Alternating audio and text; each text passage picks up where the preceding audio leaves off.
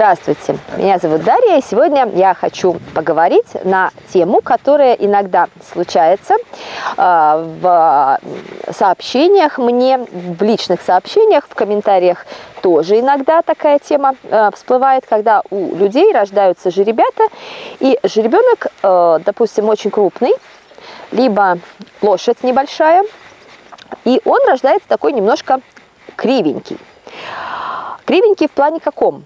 У него не то, чтобы там какие-то неестественные искривления костей там, или шеи, или еще что-то. Просто жеребенок в утробе матери был сложен каким-то образом, ноги длинные, допустим, или спина, или сам крупный, и он там не очень помещался ровно. И вот такие вот, я бы сказала так, залежалости в утробе матери случаются, и жеребята рождаются немножко кривые.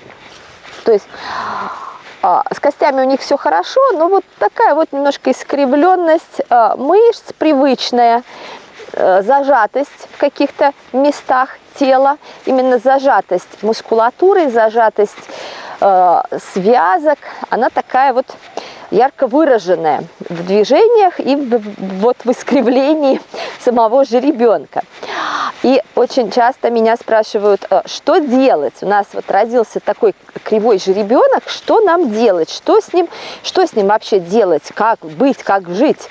Да, в принципе, ничего страшного. Очень часто люди говорят о такой, ну, я бы сказала, таком суеверии. Не фотографировать жеребят первые 10 дней, не выкладывать нигде фотографии первых 10 дней жеребенка. О чем здесь идет речь? Да, дело в том, что все вот эти искривленности внутриутробные жеребят, они выправляются в течение 10 дней при достаточном движении жеребенка, при его, скажем так, нагруженности его конечностей и спины, чтобы он бегал, вставал, ложился, кушал, чтобы мать заставляла его двигаться. И все это распрямляется, и жеребенок становится абсолютно ровным. Мы не говорим, естественно, о каких-то дефектах, мы говорим именно о зажатости в мышцах и связках.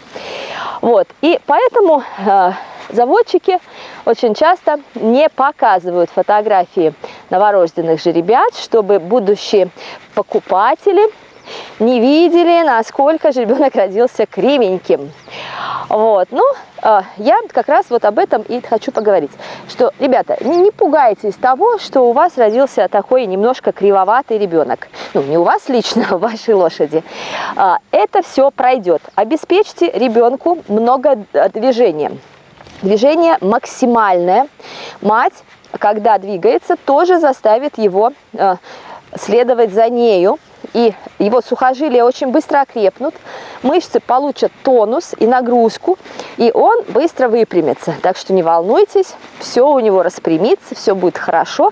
При условии не держать его в конюшне, в надежде, что там он, как сказать, получит эту нагрузку, не получит. Он должен двигаться с самого первого дня, с первого дня рождения своего, с первого часа буквально рождения жеребенок должен двигаться. Это обязательно. Вот стоит ребенок, да, наслаждается жизненными процессами.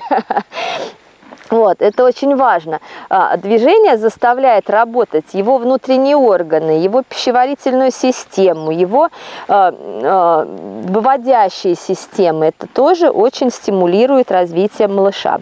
Так что не держите жеребенка, даже если он родился немножко, как вы понимаете, каким-то неправильным, выпускайте кобылу с жеребенком двигаться, но, конечно, в табун не надо отправлять, поскольку жеребенок, если, допустим, немножко родился недоношенным, он слабоват, и он еще не может бегать за матерью так быстро, как хотелось бы табуну.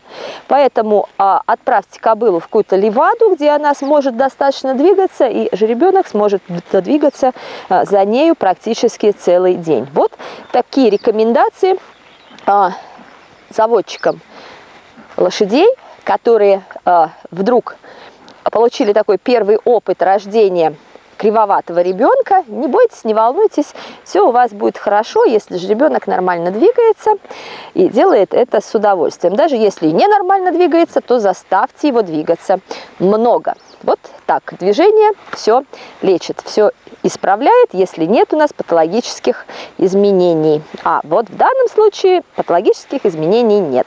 То есть тут все хорошо.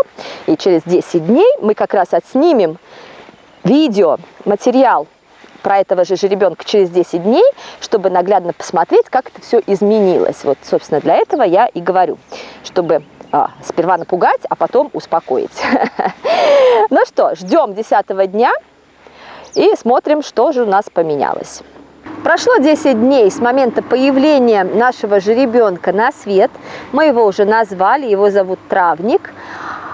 По буквам кличек родителей: отец Талисман, мать Кузя, жеребчик.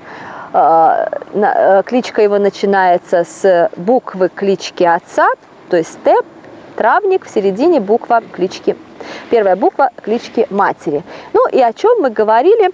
О том, что спустя 10 дней жеребенок должен выправиться. После рождения он должен начать двигаться правильно, если у него достаточная возможность движения. И вот сейчас мы можем на него посмотреть, какой он сегодня, спустя 10 дней после его рождения. Он гуляет в табуне, он двигается за матерью, он практически выправился. Он бегает всеми аллюрами, на меня взлегнул даже. Сейчас я заставлю его побегать немножко. Давай, побежали. Давай, давай, давай, давай. Давай, давай, давай, давай, давай. Вот мамка ругается, говорит, куда ты убежал? И как я говорила в первой части нашего видео, что не спешите пугаться, жеребята выправляются. Конечно, есть случаи, когда они при рождении либо внутриутробно получают какие-то травмы, это совсем другое.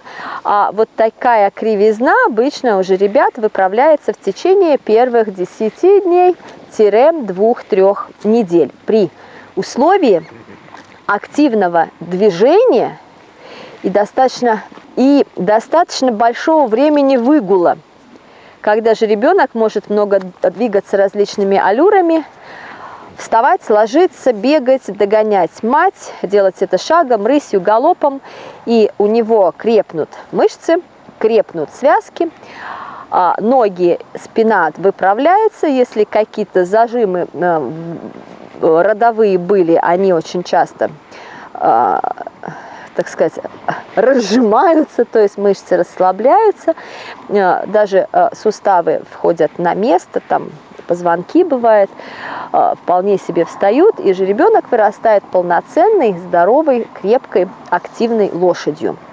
Чего мы и желаем нашему травнику, который начал свою жизнь в табуне с мамкой, тетками, дядьками, сестрами, братьями и прочими родственниками. Ну что, всего хорошего, смотрите наш канал, подписывайтесь, ставьте лайки, комментируйте. Пока!